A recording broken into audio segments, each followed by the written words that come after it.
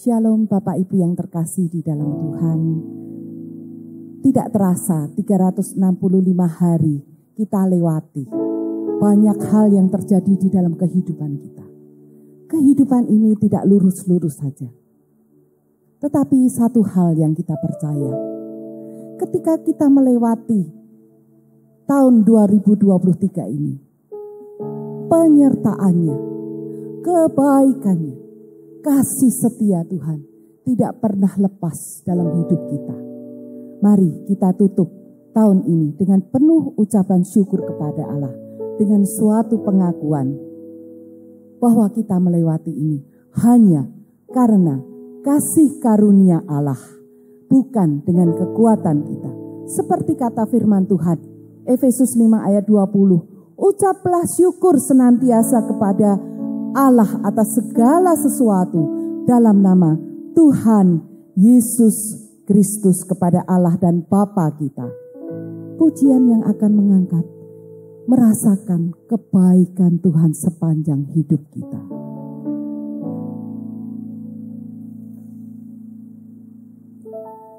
Ku cinta Kau, rahmat-Mu nyata bagiku, hidupku di dalam tangan-Mu. Sejak pagi ku terbangun sampai ku terbaring, ku nyanyi kebaikan-Mu Tuhan. Sepanjang hidupku Kau setia, sepanjang hidupku Kau sangat baik. Nafasku memuliakan-Mu, ku nyanyi kebaikan-Mu Tuhan. Mari kita naikkan pujian ini dengan pengakuan bahwa hidup kita ada di dalam tangan-Nya. Segala kebaikan penyertaan Tuhan terus kita rasakan. Ku lewati api,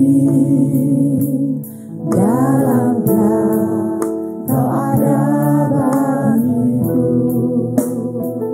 Ku tahu sungguh Kau Bapa-Ku dan sahabat-Ku. Ku saksikan kebaikan-Mu Tuhan. Sepanjang hidup Kau setia, hidupku Kau setia. Sungguh-sungguh kita boleh merasakan kebaikan Tuhan di dalam setiap kehidupan kita. Hidupku Kau sangat baik, nafasku memuliakan-Mu, ku nyanyi kebaikan-Mu Tuhan. Kebaikan-Mu Tuhan berkati hidupku. Kebaikan-Mu Tuhan sertai langkahku. Aku berserah dan menyembah, hidupku bagi-Mu. Kebaikan-Mu Tuhan berkati hidupku. All my life You have been faithful, and all my life You have been so good. With every breath I am able, I will sing of the goodness of God. And all my life You have been faithful, and all my life You have been so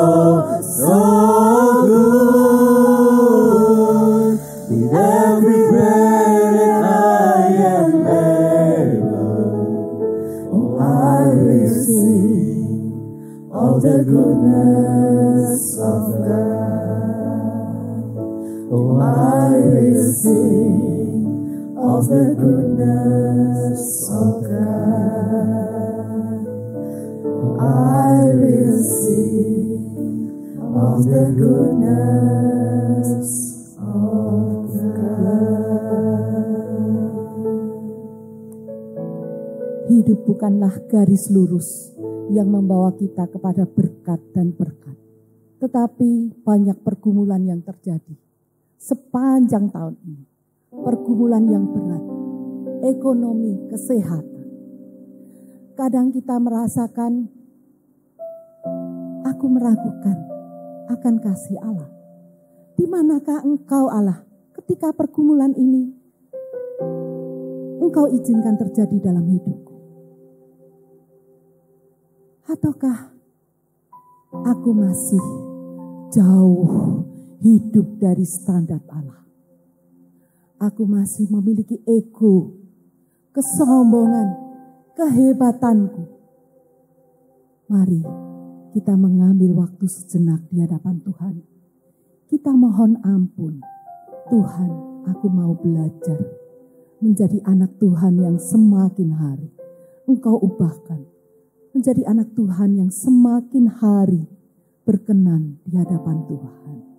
Kiranya Tuhan sendiri akan menyucikan dan menguduskan dan mengampuni hati kita.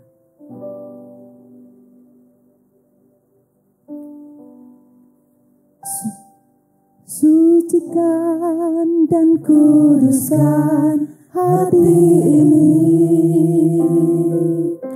untuk layak menghadap hadirat-Mu.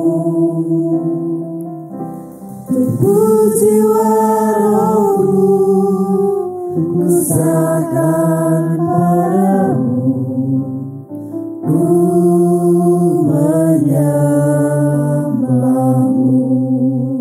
Sucikan dan kuduskan hati ini. Sucikan dan kuduskan hati ini untuk layak menghadap hadirat-Mu. Tubuh jiwa rohku ku serahkan padamu, ku menyembah-Mu. Tinggikan nama-Mu ya Tuhan, mulialah nama-Mu ya Tuhan. Satu hal yang kita percaya, tiada lain seperti Engkau Allahku, besar kuasa. Seperti Engkau ya Allahku, besar kuasa-Mu.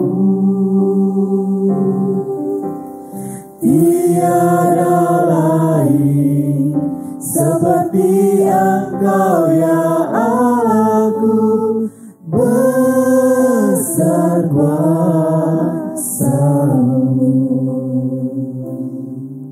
Siapakah seperti Engkau Allah yang mengampuni dosa, yang memaafkan pelanggaran sisa umat miliknya sendiri, dan tidak bertahan dalam murkanya untuk seterusnya, melainkan berkenan menunjukkan kasih setia. Kiranya Ia kembali menyayangi kita, menghapuskan kesalahan-kesalahan kita, dan melemparkan segala dosa kita ke dasar laut yang dalam. Biarlah segala pujian dan kemuliaan hanya kita naikkan kepada Allah yang sudah menebus hidup kita. Untuk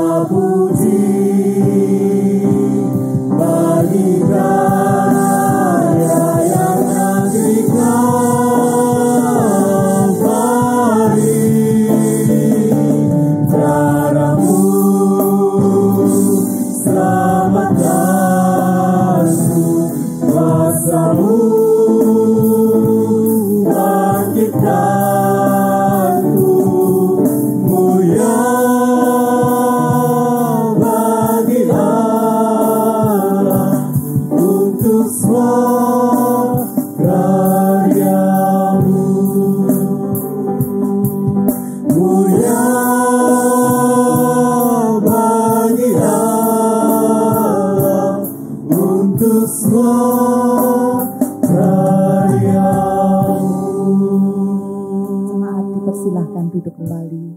Saat ini kita akan mendengarkan kesaksian bagaimana Tuhan berkarya, merasakan kebaikan Tuhan di dalam hidupnya. Waktu dan tempat kami persilahkan.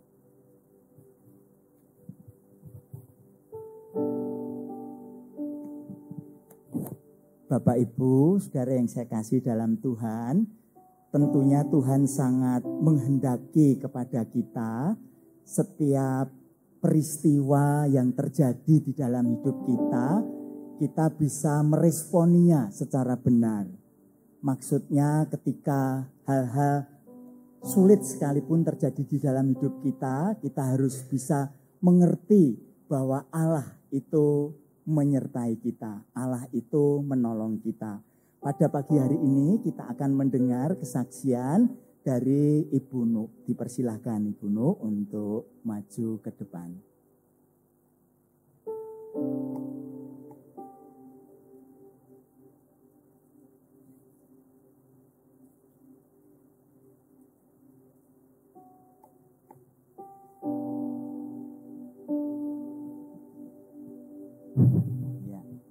Ya, kiranya apa yang akan menjadi kesaksian Bu Nuk nanti menjadi berkat bagi kita, ya. Pertanyaan pertama Ibu Nuk, ya, persoalan apa yang Ibu Nuk hadapi ya di akhir November kemarin? Ya, mungkin bagi sebagian kita merasa sesuatu yang biasa, tetapi bagi Ibu Nuk itu merupakan sesuatu yang luar biasa. Peristiwa apa, Bu? Di akhir November kemarin. Baik Pak Prapto dan para kekasih Tuhan sekalian, akhir bulan November 2023 kemarin, tepatnya pada November tanggal 21 jam 4 sore. Ya, saya bersama dengan para penghuni lingkungan rumah kos keluarga di Gang Jai 1 Tanjung Anom merasakan sesuatu yang membuat kami terkejut, membuat kami syok seketika. Karena apa? Selama bertahun-tahun kami tinggal di tempat itu dengan aman, tanpa ada gangguan. Ya, sesekali tempo karena di situ tempat daerah banjir, kami juga mengalami beberapa kali peristiwa kebanjiran, gempa bumi dan yang lain-lain. Tetapi itu bagi kami bisa kami atasi bersama-sama.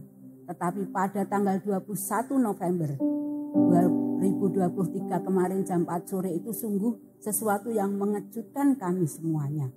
Termasuk saya yang sudah 25 tahun tinggal di tempat. Peristiwa apa Ibu itu yang mengejutkan itu, Ibu? Ada satu lembaran kertas dari yang pemilik rumah menyuruh salah satu pekerjanya untuk menempel kertas-kertas itu di tiap pintu-pintu kamar kami masing-masing, karena saat itu mereka pada bekerja belum pulang dan yang ada di rumah saya sendiri. Saya lihat dan saya boleh tanya, apa itu Mas? Pokoknya saya disuruh sama bos untuk nempel ini di tempat, di pintu masing-masing. Saya kira itu pengumuman untuk menaikkan harga sewa kos. Tapi ternyata tidak. Sangat mengejutkan bahwa penghuni kos diberitahu tanggal 31 November itu harus sudah mengosongkan semua tempat karena akan segera dirobohkan katanya. Ya, jadi diberi waktu hanya sekitar 8 hari. Ibu beserta dengan seluruh penghuni rumah itu harus meninggalkan dengan segera karena rumah itu mungkin akan dirobohkan begitu ya. Katanya. Ya, padahal sudah bertahun-tahun Ibu tinggal di sana. Nah, ketika mendengar kabar itu bagaimana perasaan Ibu? Karena itu bagi Ibu Nuk itu bukan hanya tempat tinggal tetapi juga menjadi tempat untuk bekerja begitu ya. Terima kasih Bu. Ya. Begitu mendengar itu saya sendiri juga mungkin nanti teman-teman atau lain-lain penghuni yang akan datang dari tempat kerja juga akan mengalami seperti saya. Kaget, syok. Tidak ada yang bisa saya lakukan selain masuk kembali ke kamar saya. Saya tutup pintu kamar, saya hanya bisa bersimpuh di hadapan Tuhan. Tanpa bisa mengucap apa-apa, pikiran rasanya buntu, hati ini rasanya bergolak, tidak karu-karuan, tidak tahu apa yang saya rasakan waktu itu. Apalagi setelah jam 4:30, para penghuni berdatangan, loh, kaget semuanya. Begitu air mata saya turun deras mendengar mereka. Saya sendiri menghadapi persoalan ini tidak bisa menangis, tetapi begitu mendengar keluhan mereka, air mata saya bisa keluar deras. Saya bisa membayangkan mereka tidak punya pilihan, harus keluar dan tidak tahu ke arah mana mereka akan menuju. Ya, karena waktu yang diberikan untuk pindah hanya 8 hari, dan untuk pindah itu memerlukan biaya, memerlukan kesiapan kemana harus pindah juga belum tahu begitu Ibu ya. Nah, bagi Ibu Nuk secara pribadi setelah mendengar itu dan dalam jangka waktu 8 hari harus pindah, usaha apa yang Ibu Nuk lakukan? Ya, pada saat itu saya cuma bisa bersimpuh. Saya hanya membayangkan satu hal di dalam firman Tuhan. Petrus yang mau tenggelam di air ya, di laut itu. Tapi dia bisa berteriak, Tuhan tolong saya. Begitu yang keluar dari lidah mulut saya, Tuhan tolong saya. Saya bayangkan tangan Tuhan terulur kepada saya dan saya yakin saya tidak akan tenggelam dalam permasalahan ini karena tangan Tuhan mengangkat saya. Ya. Ketika itu Ibu kemudian mencari tempat tinggal pengganti. Betul. Ibu ya. Betul. Ya, apa yang Tuhan sediakan Ibu? Pada pagi harinya setelah semalaman mereka tidak tidur dan ramai sekali, heboh sekali, saya juga tidak tidur. Tapi pagi-pagi saya diingatkan oleh Tuhan, saya harus belajar seperti Abraham. Kemana Tuhan suruh saya pergi, saya harus segera pergi, tetapi saya yakin kalau saya bersama Tuhan pasti mendapatkan sesuatu yang tepat buat saya dan saya tetap akan bisa menjadi berkat bagi yang lain. Itu. Jadi pagi itu saya keluar menuntun sepeda saya untuk keluar ke suatu tempat yang saya kira masih kosong. Karena tempat itu menjadi agen paket tiki yang sudah kosong sebulan yang lalu. Dan saya waktu ke situ ternyata sudah keduluan ditempati orang lain untuk tempat rumah makan Padang dan ruko kecil begitu. Saya kok tidak merasa kecewa, kok sudah ditempati ya. Lalu ada tetangga sebelah, Bu kemarin sudah kecilik mau ngirim paket, sudah tutup kok ini mau ngirim paket lagi kemana. Saya mau cari tempat Bu. Loh kenapa? Saya tunjukkan lembaran kertas itu ke ibu itu. Loh cuma 8 hari dikasih waktu. Sudah Bu sekarang ke tempat Pak Lurah saja. Itu tempat Pak Lurah. Akhirnya ketika ke tempat Pak Lurah. Ke tempat Pak Lurah ternyata salah satu bagian rumah dari Pak Lurah itu yang sudah dibagi ke putra-putranya itu sudah kosong. Tidak ditempati oleh putranya itu karena putranya ikut suaminya. Ya, puji Tuhan. Dalam jangka waktu yang tidak terlalu lama, akhirnya Tuhan menyediakan satu tempat. Ya, untuk Ibu Nuk bukan hanya tempat tinggal tetapi juga tempat usaha. Tempat untuk usaha dan bekerja. Tempat yang baru itu juga tidak terlalu jauh. Iya, ya. Masih satu lingkungan RT. Jadi saya tidak pindah RT lain. Pak RT senang sekali karena saya tidak pindah jauh-jauh. Iya, ya, kecuali itu para pelanggan yang biasanya terapi ke Ibu Nuk juga tidak mengalami kesulitan untuk mencari tempat tinggal yang baru ini. Ya, puji Tuhan, ternyata Tuhan menolong hidup Ibu Nuk. Bagi orang lain mungkin sesuatu yang sepele begitu ya, tetapi bagi Ibu Nuk ini merupakan sesuatu karya Tuhan, bisa mengalami, menikmati bahwa Tuhan itu sungguh ada di dalam hidupnya. Ya, dari peristiwa itu makna apa yang Ibu tangkap dari peristiwa Tuhan menyediakan itu, Ibu? Bahwa hidup di dalam tangan Tuhan itu tidak imun dari persoalan dan masalah di dunia seperti sesama kita. Tetapi di dalam Tuhan ada segalanya. Kita percaya, kita taat, belajar terus taat.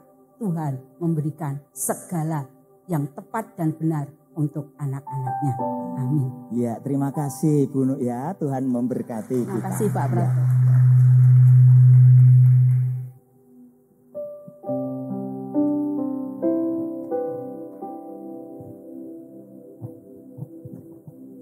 Terima kasih untuk saksiannya, kiranya ini menjadi berkat buat kita.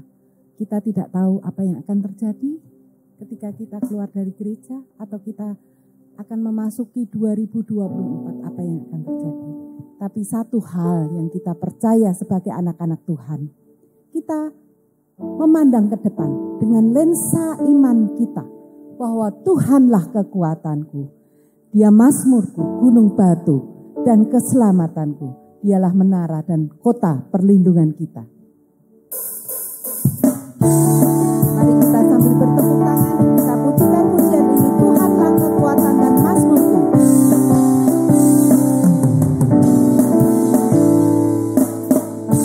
Tuhanlah kekuatan dan mazmurku,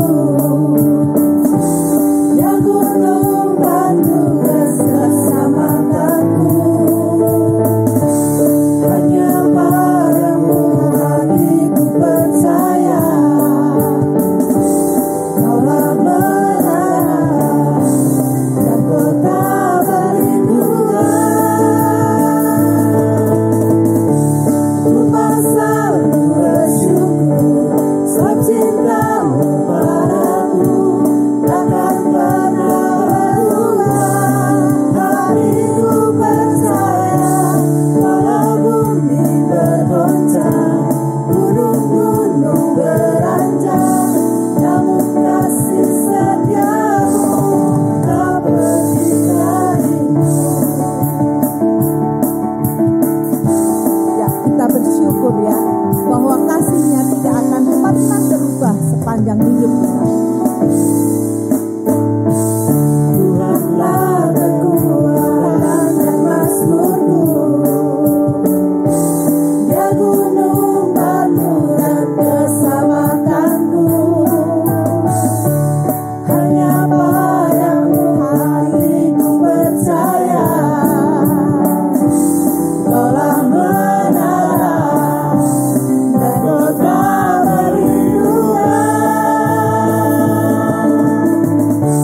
Tuhan selalu bersyukur, sebab cintamu padaku takkan pernah berubah. Hatiku percaya, walau bumi bergoncang, gunung-gunung beranjak, namun kasih setiamu tak pergi dariku. Tuhan selalu bersyukur, sebab cintamu Tak akan pernah berubah. Dan kasih setianya tidak berubah. Hatiku percaya padamu. walau bumi bergoncang, gunung-gunung beranjak, namun kasih setiamu tak pergi dariku. Kasih setiamu tak pergi dariku. Kasih setiamu tak pergi dariku.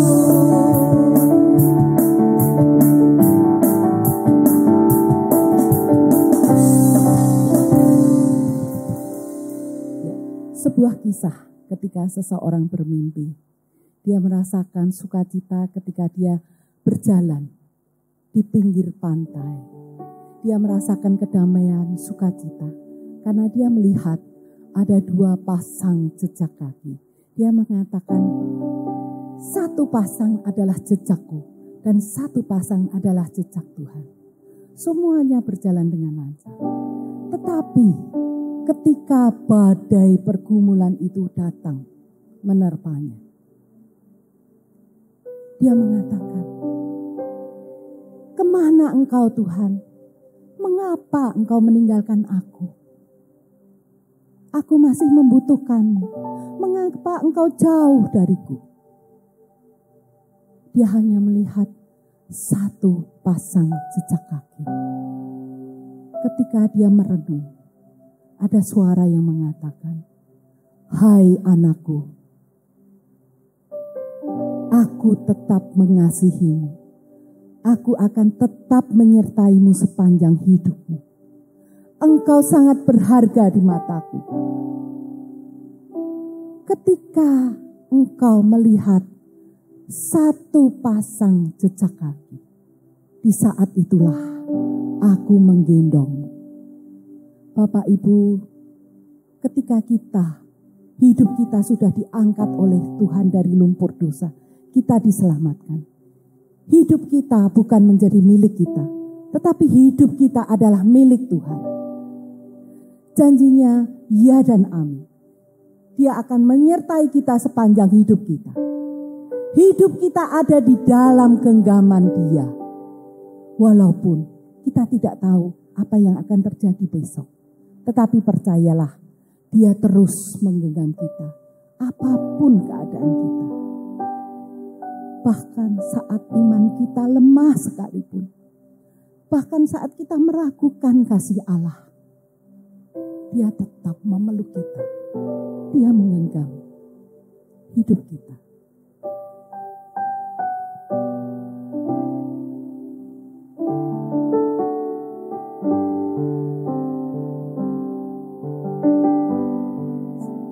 Saat imanku lemah, Yesus genggamku. Katakan, Tuhan, aku mau percaya dengan penuh bahwa hidupku ada di dalam genggaman-Mu, Tuhan. Apapun yang terjadi di dalam kehidupanku, walaupun air mataku habis, walaupun hatiku hancur, Tuhan, tetapi aku percaya Kau tidak pernah meninggalkan aku sedetik pun. Dia menggenggamku, Dia menggenggamku, Yesus mengasihiku, Dia terus genggamku. Bapak Ibu, kita akan bangkit berdiri, kita akan pujikan ini dengan sungguh-sungguh. Aku dikasihinya, Kristus genggamku. Kita sungguh-sungguh berharga di mata. Berharga di matanya, Dia menggenggamku.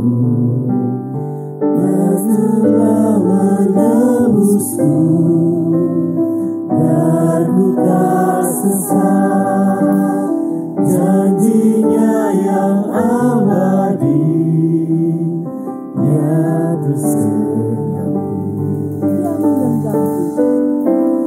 Dia menggenggamku, Dia menggenggamku, Kristus mengasihiku, Dia terus genggamku.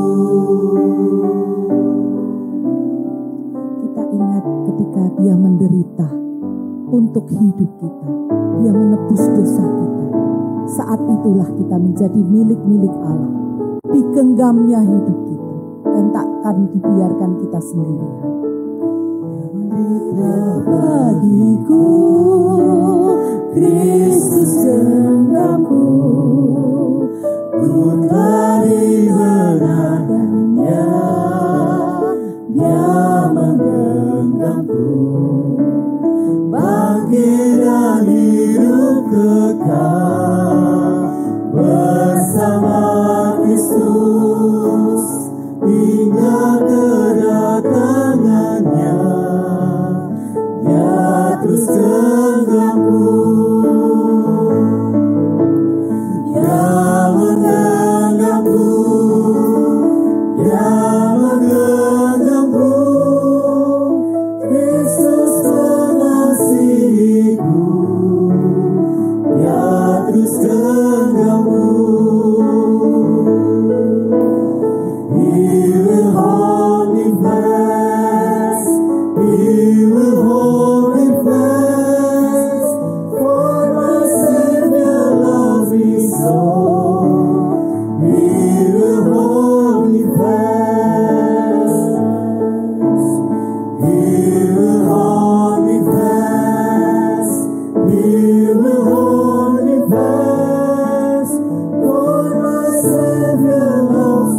so.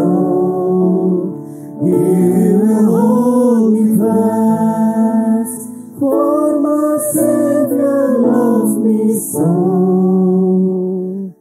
He will hold me fast. Mari kita berdoa. Tuhan, kami bersyukur untuk puji-pujian yang menguatkan kami, untuk kesaksian yang memberikan kami kekuatan. Kami pada hari ini, di minggu terakhir dari hari terakhir di tahun 2023, ingin bersama-sama mengucap syukur dan belajar di bawah kaki-Mu. Tolong kami semua, hamba-Mu dan juga setiap jemaat yang hadir. Kami rindu Allah bersabda. Dan biarlah benih-benih firman itu bertumbuh di hati kami dan terus bisa kami pegang. Di dalam nama Tuhan Yesus kami bersyukur dan mohon pertolongan-Mu. Amin. Ya, silakan duduk Bapak Ibu Saudara. Selamat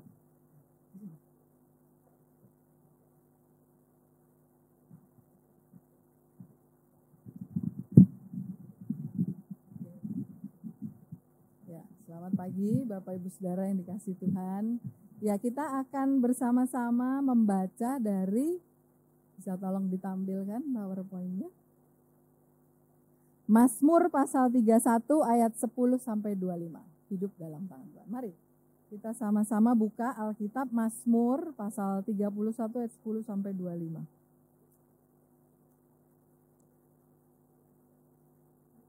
Saya bacakan ya untuk Bapak Ibu Saudara semua. Mazmur 31. Kasihanilah aku ya Tuhan, sebab aku merasa sesak. Karena sakit hati mengidaplah mataku, meranalah jiwa dan tubuhku. Sebab hidupku habis dalam duka dan tahun-tahun umurku dalam keluh kesah. Kekuatanku merosot karena sengsaraku dan tulang-tulangku menjadi lemah.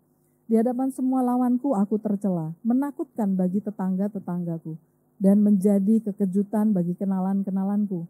Mereka yang melihat aku di jalan lari daripadaku. Aku telah hilang dari ingatan seperti orang mati, telah menjadi seperti barang yang pecah. Sebab aku mendengar banyak orang berbisik-bisik, ada kegentaran dari segala pihak. Mereka bersama-sama bermufakat mencelakakan aku. Mereka bermaksud mencabut nyawaku. Tetapi aku, kepadamu aku percaya ya Tuhan. Aku berkata, Engkaulah Allahku. Masa hidupku ada dalam tangan-Mu. Lepaskanlah aku dari tangan musuh-musuhku dan orang-orang yang mengejar aku. Buatlah wajah-Mu bercahaya atas hamba-Mu. Selamatkanlah aku oleh kasih setia-Mu. Tuhan, janganlah membiarkan aku mendapat malu, sebab aku berseru kepadamu. Biarlah orang-orang fasik mendapat malu dan turun ke dunia orang mati dan bungkam. Biarlah bibir dusta menjadi keluh yang mencaci maki orang benar dengan kecongkakan dan penghinaan. Alangkah limpahnya kebaikan-Mu yang telah Kau simpan bagi orang yang takut akan Engkau, yang telah Kau lakukan bagi orang yang berlindung padamu di hadapan manusia. Engkau menyembunyikan mereka dalam naungan wajah-Mu terhadap persekongkolan orang-orang. Engkau melindungi mereka dalam pondok terhadap perbantahan lidah.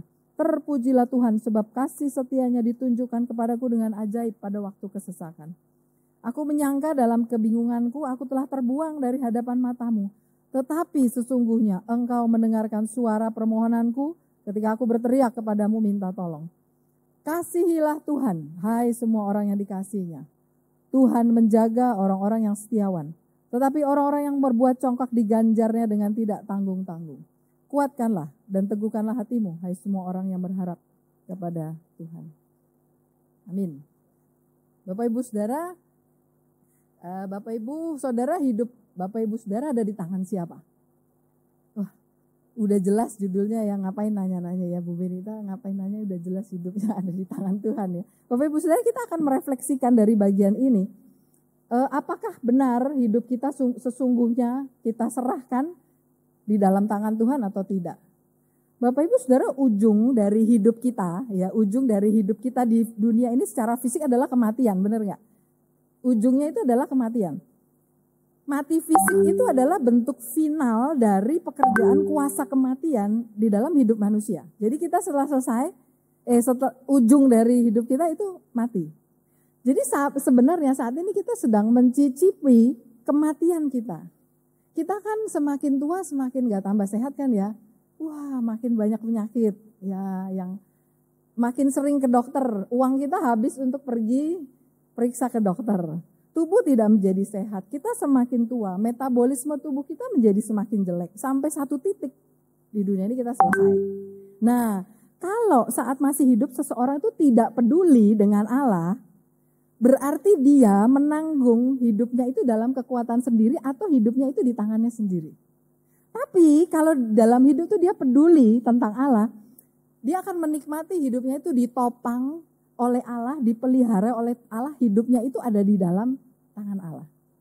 Nah Bapak Ibu Saudara, hidup yang dipelihara atau hidup di dalam Tuhan, hidup di dalam tangan Tuhan itu seperti kalau di dalam Alkitab selalu menggambarkan seperti anak yang dipelihara oleh orang tuanya. Kalau Minggu Bapak Ibu Saudara, saya suka lihat anak-anak itu naik turun tangga ya di sini ya. Anak balita ya, anak batita, bukan kita-kita yang gede ya. Anak-anak batita itu kalau kan kita kan takut jatuh ya, tapi mereka dengan gagah beraninya, wah turun gitu. Kita yang di pinggirnya itu, awas gitu ya. Tapi Bapak Ibu Saudara, mereka dengan lucu dan beraninya itu menuruni tangga dan akhirnya dengan tekad mereka sampai ke bawah tangga. Kenapa kok berani? Karena ada papa mamanya yang jagain, ada papa mama yang sigap. Kalau anak itu kira-kira mau jatuh, sigap langsung dipegang. Bapak Ibu, Bapak itu memelihara, ciptaan memelihara kita itu sama, kira-kira sigapnya seperti itu. Calvin yang bicara tentang kebapaan Allah yang menurutnya sangat penting bagi orang percaya itu bilang begini, engkau tidak mungkin jadi Kristen kecuali engkau menyadari bahwa Bapa itu memelihara engkau.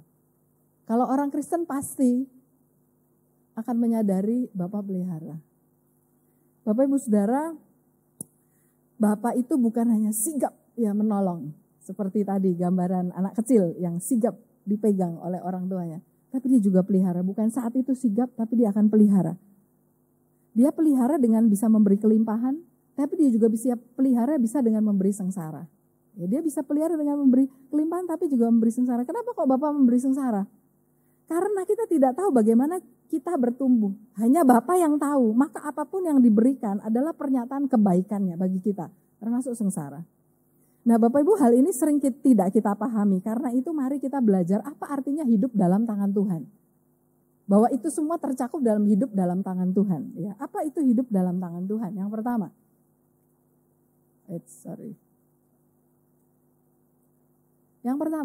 hidup dalam perlindungan dan pemeliharaan Tuhan. Bapak Ibu Saudara, Mazmur yang kita tidak baca dari ayat 1 ya.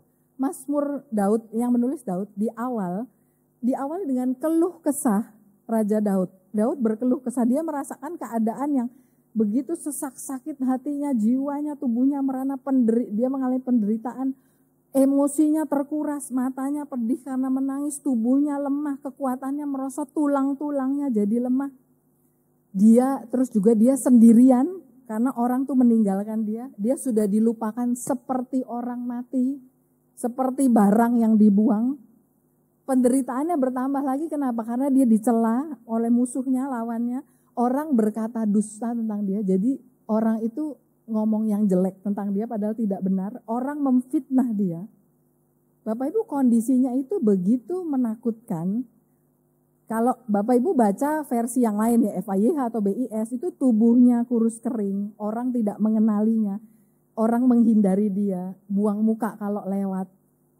Daud itu Bapak Ibu sampai menangis, karena kondisinya dia sampai menangis, matanya kan dibilang matanya pedih karena menangis. Bapak Ibu, tapi anehnya, sekalipun ini lengkap ya, penderitaannya lengkap sekali. Sekalipun Daud merasa sesak dan sangat menderita, tapi dia bisa mengatakan ayat yang awal. Kita tidak baca tadi. Padamu Tuhan, aku berlindung. Daud bisa menyadari di tengah kondisi yang perhatian bahwa Tuhan itu bukit batu perlindunganku. Tuhan itu tempat perlindunganku. Aku mau menyerahkan nyawaku ke dalam tanganmu. Ya, ini kata-kata ini yang juga dikutip oleh Tuhan Yesus ketika di kayu salib. Ke dalam tanganmu lah kuserahkan nyawaku. Dia tetap percaya kepada Tuhan, dia percaya kehidupannya dalam tangan Tuhan. Bapak Ibu, kalau kita dengar gini, oh tahulah gitu ya. Tapi seringkali kemanusiaan kita akan langsung bilang begini, mana buktinya? Saya masih gini-gini aja, saya masih kesulitan. Mana pemeliharaan, mana perlindungan Tuhan? Bapak Ibu, bagaimana kita bisa menjawab pertanyaan, mengapa Tuhan izinkan seorang bayi lahir tanpa otak, hanya batang otaknya? Ada kejadian seperti itu. Mengapa seorang gadis berusia 12 tahun tiba-tiba migrain, sakit kepala, dibawa ke rumah sakit, besoknya meninggal? Mengapa ada misionaris yang sudah mempersembahkan seluruh hidupnya dari Amerika, pergi ke daerah terpencil di Peru, di Amerika Selatan, di daerah yang sulit, mempersembahkan hidupnya, bawa anak, harus tewas terbunuh, itu pun gak sengaja terbunuhnya. Hanya tinggal sisa suaminya, istri dan anaknya terbunuh. Bapak Ibu, ada sebuah doktrin yang bisa menolong kita memahami hal ini. Mungkin tidak bisa menjawab ya semua pertanyaan, tapi paling tidak menjadi landasan atau dasar pemahaman kita. Doktrin itu adalah doktrin pemeliharaan Allah. Ada 5 pernyataan yang dapat menjelaskan tentang pemeliharaan Allah. Yang pertama, ia menopang segala sesuatu. Allah menopang hidup kita, keluarga kita, negara kita, nanti habis pemilu kayak apa kita nggak tahu. Dia menopang segala sesuatu termasuk dunia ini. Yang kedua, dia mengendalikan segala sesuatu, dia mengendalikan segala peristiwa. Apapun peristiwa yang terjadi dalam hidup kita, gereja kita, dunia ini dia kendalikan. Yang ketiga, dia mengatur semuanya sampai at the end, sampai tujuannya selesai, sampai itu selesai. Ini sebabnya maka kita tidak perlu khawatir karena sampai selesai, dia akan tuntun sampai selesai. Yang keempat, ia melakukan ini setiap waktu dan dalam segala keadaan. Apa yang ada di atas itu, setiap detik, setiap waktu, dalam setiap keadaan itu dia kerjakan, yaitu menopang, mengendalikan, mengatur. Dan yang kelima, dia selalu melakukannya dengan tujuan untuk kemuliaannya. Itu sebabnya Bapak Ibu Saudara, kadang-kadang kita tidak mengerti mengapa kita mengalami penderitaan, mengapa kita mengalami sengsara, tragedi. Karena ada tujuannya, adalah untuk kemuliaannya. Bapak Ibu, doktrin tentang pemeliharaan Allah ini mengajarkan kita sebenarnya beberapa kebenaran. Yang pertama, Allah peduli dengan setiap detil hidup kita sekecil apapun. Tidak ada yang lewat dari perhatiannya. Dia tahu kapan burung pipit jatuh, dia tahu jumlah rambut di kepala kita. Dia tahu jumlah bintang di langit. Dia yang menentukan tanggal kelahiran kita. Dia yang menentukan tanggal kematian kita juga. Bapak Ibu Saudara, Allah sangat peduli dengan detil hidup kita sekecil apapun. Yang kedua, kebenarannya. Allah memakai segala keadaan dan tidak pernah ada yang sia-sia atau tidak berguna. Semua yang terjadi itu gak ada yang sia-sia. Tragedi yang terjadi tidak menjadi sia-sia di tangan Allah. Jadi tidak ada namanya kecelakaan, tidak ada namanya kebetulan. Ini termasuk kejadian-kejadian yang kita anggap berat begitu ya. Seperti contoh-contoh yang saya sebutkan tadi di atas. Allah memakai segala sesuatunya. Tidak ada yang sia-sia, tidak ada yang berguna. Yang ketiga, tujuan akhir Allah adalah untuk membentuk kita semakin serupa dengan Kristus. Dia sering menggunakan keadaan-keadaan yang sulit Bapak Ibu Saudara dan tragedi untuk mencapai tujuan ini. Membuat kita semakin serupa dengan Kristus. Jadi Bapak Ibu Saudara, Allah bertanggung jawab atas apa yang terjadi, kapan itu terjadi, bagaimana itu terjadi, mengapa itu terjadi, bahkan apa yang terjadi setelah itu terjadi. Allah bertanggung jawab atas itu semua. Ya, J.I. Packer seorang teolog itu bilang ini, God is completely in charge of this world. Allah tuh bertanggung jawab sepenuh-penuhnya atas apa yang terjadi di dunia ini. His hand may be hidden. Tangannya mungkin gak kelihatan tersembunyi, but his rule is absolute. Tapi pengaturannya absolut. Bapak Ibu, kita tidak harus memahami ya apa yang terjadi di dunia ini sepenuhnya. Emang gak bisa sih ya. Gak bisa kita memahami semua itu harus ngerti begitu ya, gak bisa. Tapi yang bisa kita kerjakan adalah percaya pada pemeliharaannya. Ya. Jika tangan Tuhan bekerja dalam seluruh peristiwa dalam hidup kita, di keluarga kita, di gereja kita, di negara kita, maka kita bisa hidup dengan damai, sejahtera. Harapannya ya tidak perlu khawatir. Kita doakan ya Bapak Ibu, karena kita manusia yang pengkhawatir. Overthinking kita ini ya, overthinker semua ya. Karena setiap langkahku, setiap pemikiranku, setiap perbuatanku ada tangan Tuhan yang tidak pernah melepaskanku. Apa penerapannya Bapak Ibu Saudara? Penerapannya mari kita meyakini bahwa tangan Allah selalu bekerja dan memelihara sekalipun gak kelihatan. Ya, sekalipun tidak kelihatan. Bapak Ibu kita jadi apa implikasinya? Apa implikasi dari ini ya? Menyadari, meyakini Allah itu bekerja dan memelihara meskipun tidak kelihatan. Ini ya. Pemeliharaan Allah itu akan membebaskan kita dari kepahitan. Bapak Ibu kita menjadi pahit karena kita kan marah dengan keadaan, marah dengan orang, marah dengan Tuhan. Kita nggak lihat mana Tuhan bekerja, kita jadi pahit.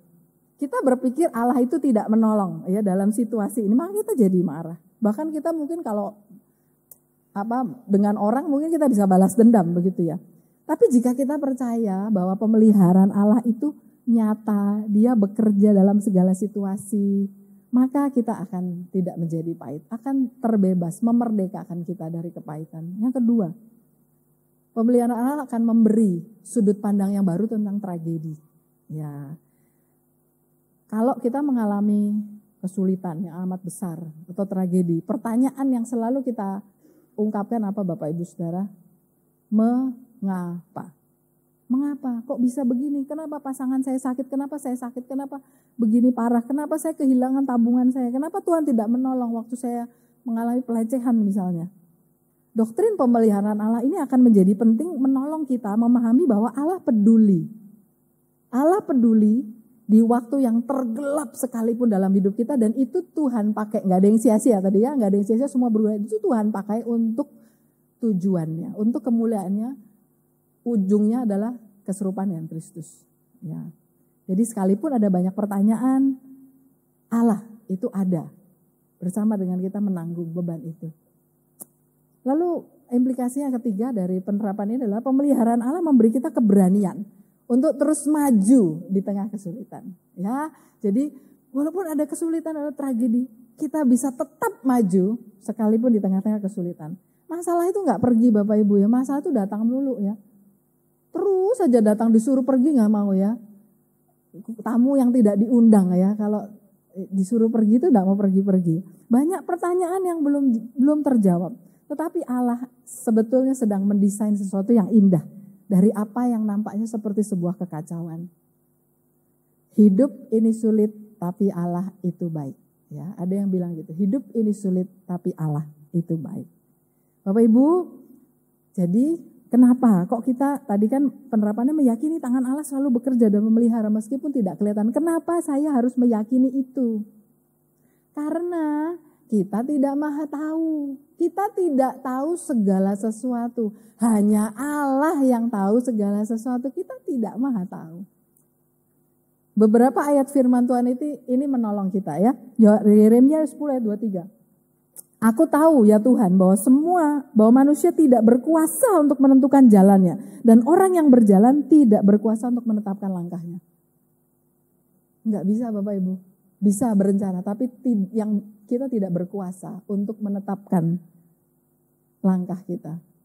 Amsal 16 ayat 9, hati manusia memikir-mikirkan jalannya tetapi Tuhanlah yang menentukan arah langkahnya. Amsal 19 ayat 21, banyaklah rancangan di hati manusia tetapi keputusan Tuhanlah yang terlaksana.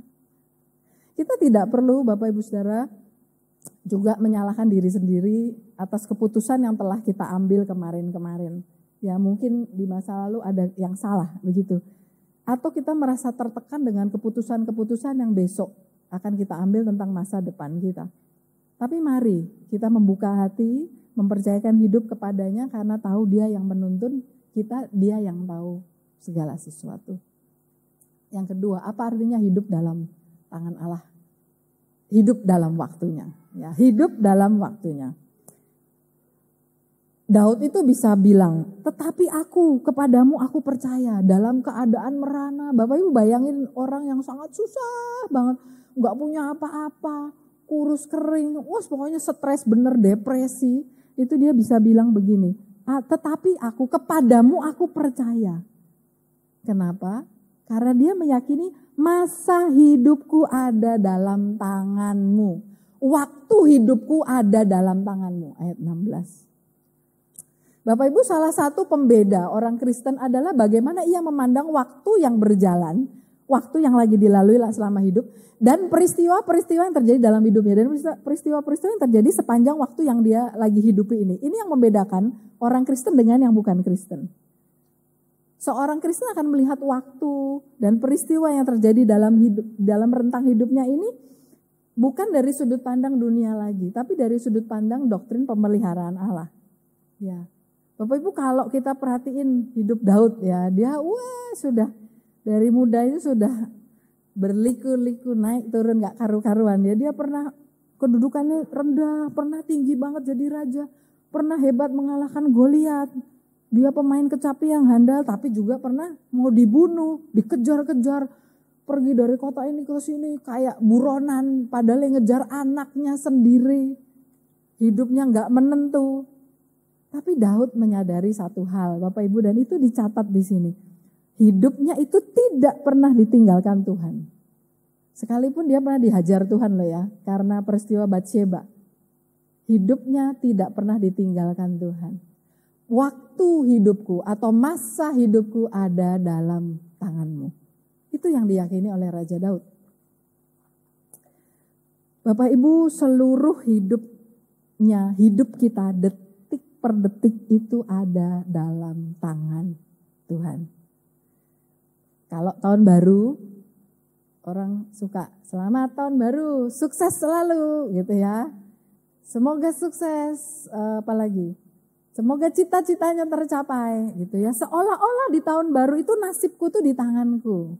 Sukses itu milikku, sukses itu menunggu kita, tapi kita lupa bahwa dunia ini bukan milikku, bukan kepentinganmu, bukan urusanku, bukan cita-citaku. Yang sebenarnya terjadi dan kita tidak sadari adalah dunia ini berjalan menurut rancangan dan ketetapan Tuhan, bukan rancangan dan ketetapan saya. Kayak kita nggak sadar kalau bumi ini berputar. Bumi ini berputar pada porosnya dan bumi berputar mengelilingi matahari. Apa kita sadar terus puyeng gitu, muter-muter? Enggak ya. Kita tidak sadar. Kita berpikir bumi itu dikendalikan kita, padahal enggak. Bumi itu berputar menurut putaran bumi yang sudah ditetapkan Allah. Kalau mau keluar ke planet lain ya kita ngikuti putaran planet lain.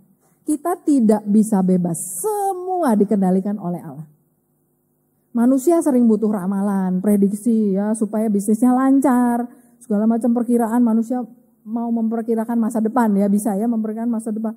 Oh, bisnisnya gimana, nanti tren properti tahun depan gimana, trennya kecantikan bagaimana, begitu ya, baju bagaimana. Tapi Alkitab mengatakan Tuhan yang menentukan arah langkahnya.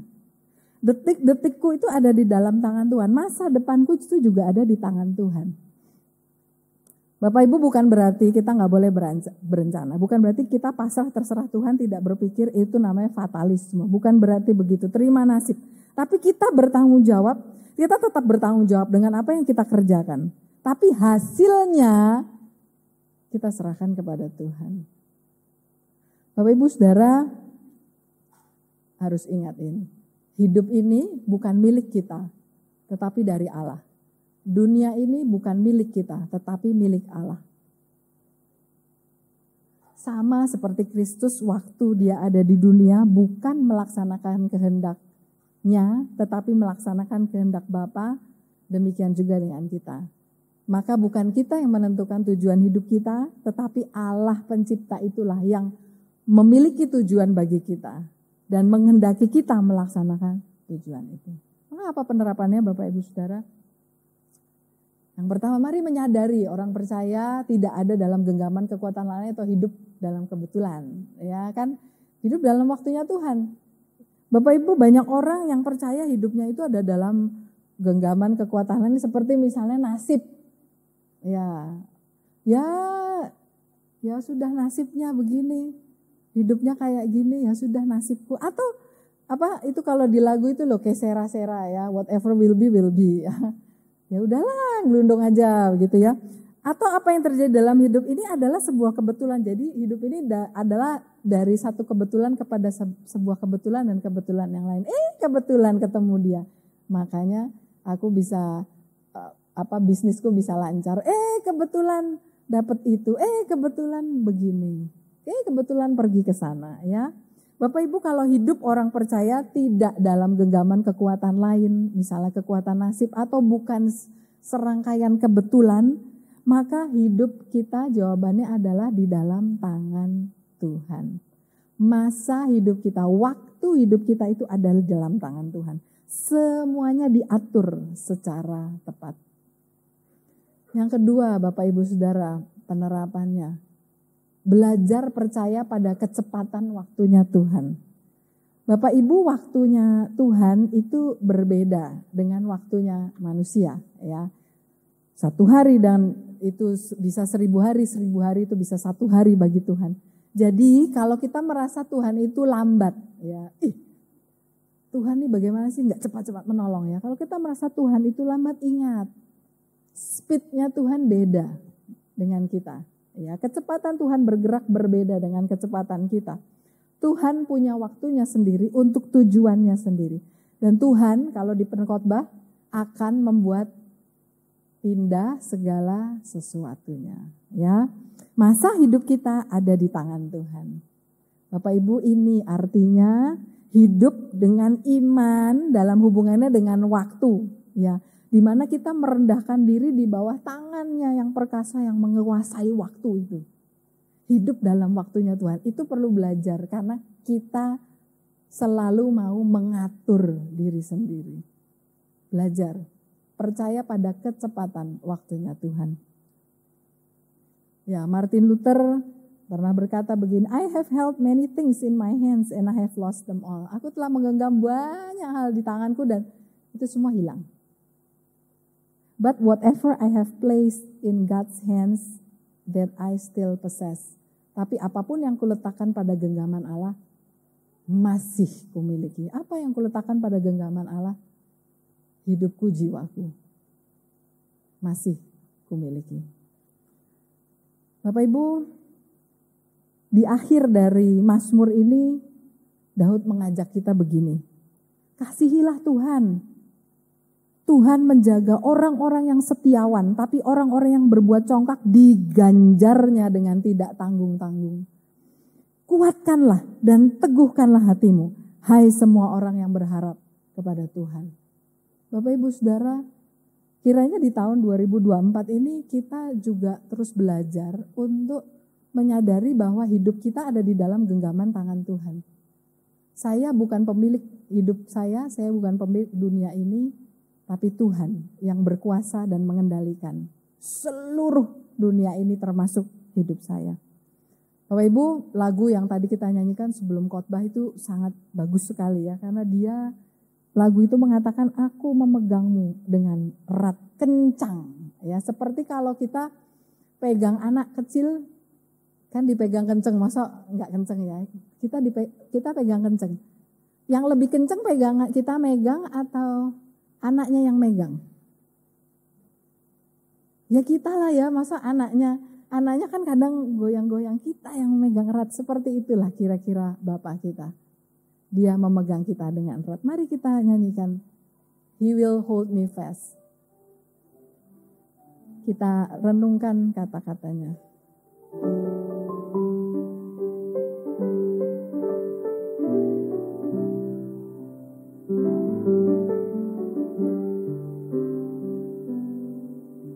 Saat imanku lemah, Kristus genggamku. Saat godaan datang, Dia menggenggamku. Saat langkahku goyah, lewati gelam, meski kasihku pudar, Dia terus genggamku.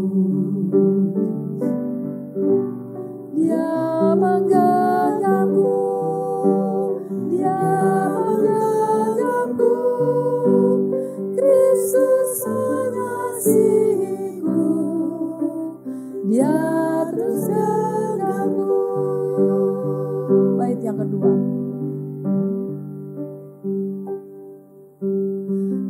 Aku dikasihinya, Kristus genggamku, berharga di matanya, Dia menggenggamku, Dia telah menebusku, garku tak sesat, janjinya yang abadi, Dia terus genggamku, Dia menggenggamku,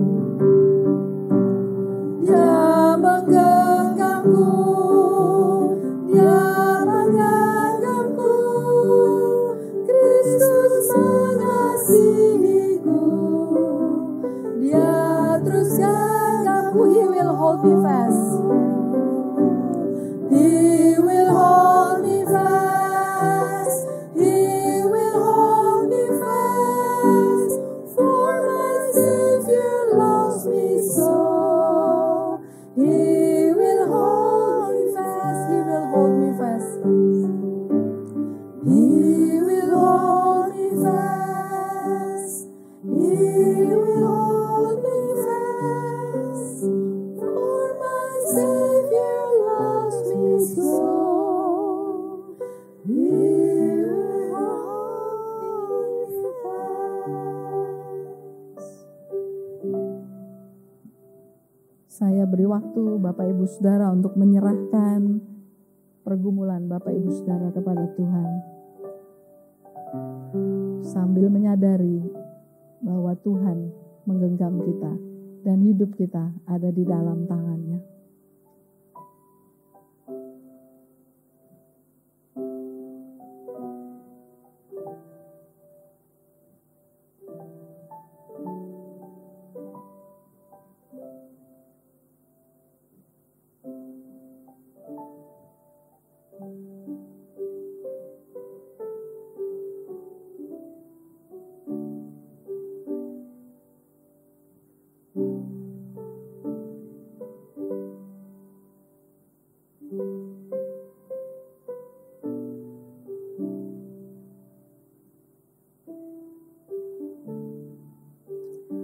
Tuhan, tolong kami untuk terus meyakini, sekalipun hidup ini berat, Engkau tetap baik. Suatu saat nanti, waktu kami sudah di surga dan melihat jalan hidup kami di dunia ini yang mungkin berkelok-kelok, naik turun, sering berputar, maka kami dapat berkata bahwa Engkau tidak pernah salah. Kepadamu kami mau percaya ya Tuhan, karena masa hidup kami ada di tangan-Mu. Engkau yang memiliki kami. Hamba-Mu berdoa untuk setiap jemaat Tuhan yang hadir di kebaktian ini, yang sedang bergumul dengan masalah yang berat, yang sedang bertanya-tanya mengapa. Kiranya kebenaran firman Tuhan ini memberi kekuatan untuk masuk ke tahun 2024. Kami bersyukur untuk kebaktian terakhir di tahun ini. Kiranya benih firman yang sudah kami baca, kami renungkan, itu bisa bertumbuh di dalam hati kami dan memberi kekuatan kepada kami sepanjang tahun depan. Terima kasih karena Engkau terus menggenggam kami. Di dalam nama Tuhan Yesus kami berdoa dan mengucap syukur. Amin.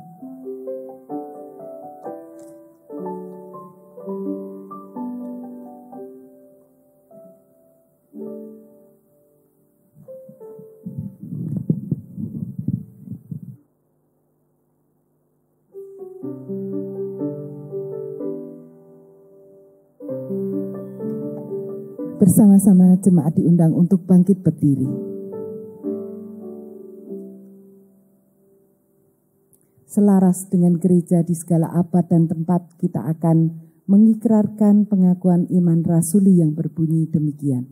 Aku percaya kepada Allah, Bapa yang Maha Kuasa, Khalik langit dan bumi, dan kepada Yesus Kristus, Anak yang tunggal Tuhan kita, yang dikandung dari Roh Kudus, lahir dari anak darah Maria, yang menderita sengsara di bawah pemerintahan Pontius Pilatus, disalibkan, mati dan dikuburkan, turun ke dalam kerajaan maut, pada hari yang ketiga bangkit pula dari antara orang mati, naik ke surga, duduk di sebelah kanan Allah, Bapa yang Maha Kuasa, dan dari sana ia akan datang untuk menghakimi orang yang hidup dan yang mati. Aku percaya kepada Roh Kudus, gereja yang kudus dan am, persekutuan orang kudus, pengampunan dosa, kebangkitan tubuh, dan hidup yang kekal. Amin. Kita akan mengantar persembahan dengan sebuah pujian, Tuhan Yesus baik.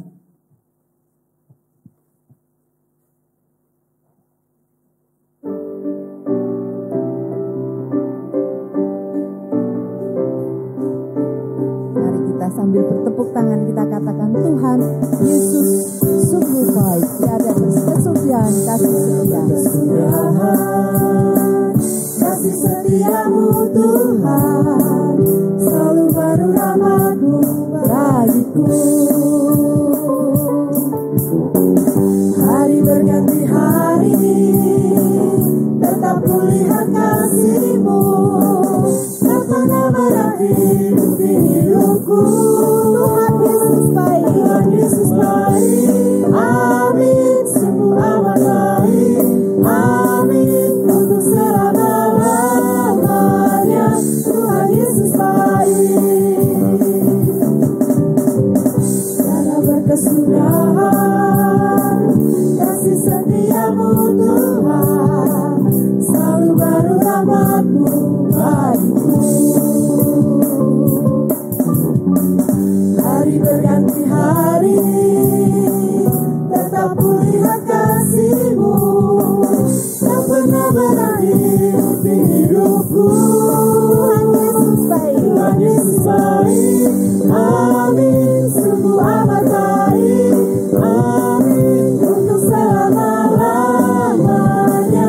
Tuhan Yesus baik, Tuhan Yesus baik, amin, sungguh amat baik, amin, untuk selama-lamanya. Tuhan Yesus baik, untuk selama-lamanya.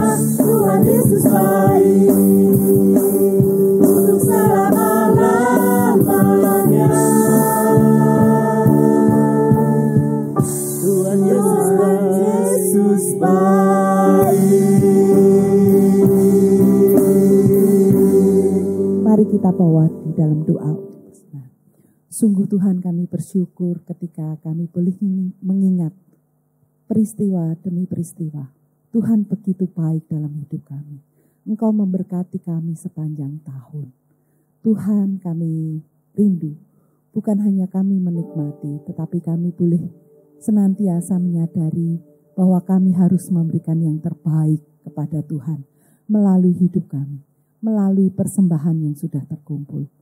Kiranya persembahan ini boleh dipakai untuk pekerjaan Tuhan sendiri. Dalam nama Tuhan Yesus kami serahkan ini. Amin. Kita akan naikkan satu pokok doa.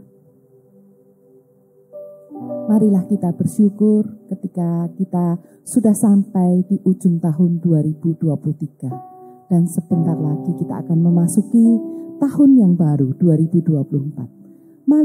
Marilah kita menyerahkan sepenuhnya hidup kita, hidup pribadi, keluarga, dan gereja ke dalam tangan pemeliharaan Tuhan.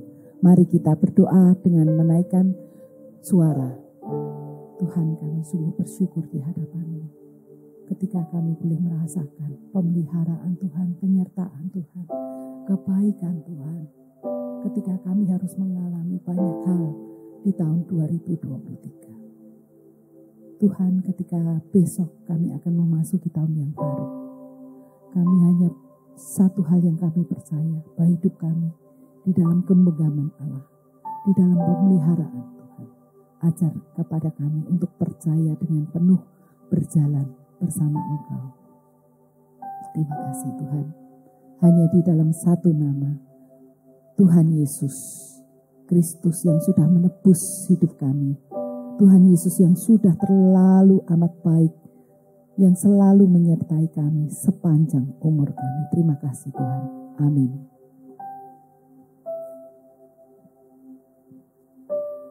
Doksologi.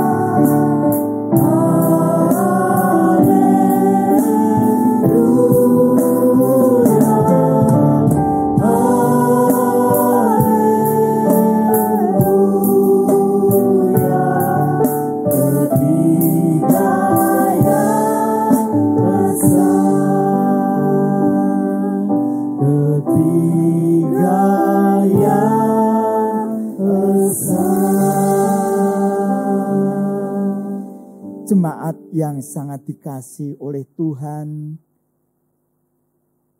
marilah kita meninggalkan ruangan ini di dalam damai sejahtera Tuhan.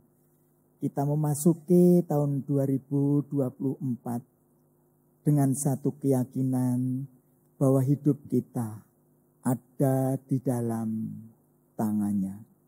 Dan terimalah berkat Tuhan. Tuhan memberkati engkau dan melindungi engkau. Tuhan menyinari engkau dengan wajahnya dan memberi engkau kasih karunia. Tuhan menghadapkan wajahnya kepadamu dan memberi engkau damai sejahtera. Dari sekarang sampai selama-lamanya. Amin.